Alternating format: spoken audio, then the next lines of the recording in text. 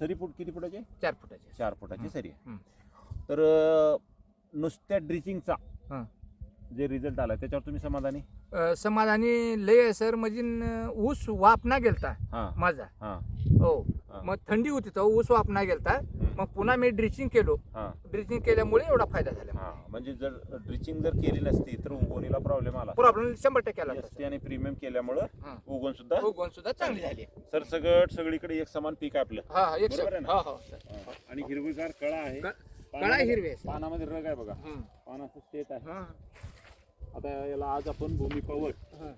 त्याच्यानंतर आता grow nitro Bloom हां. फवारणीसाठी आपण याला चालू करलो. हो सर. आज खत डोस टाकायचे आपल्याला. हो चालते सर. हो.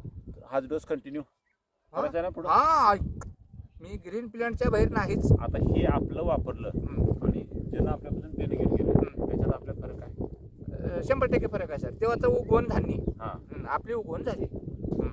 विवेकानंद रंगराव टिळे.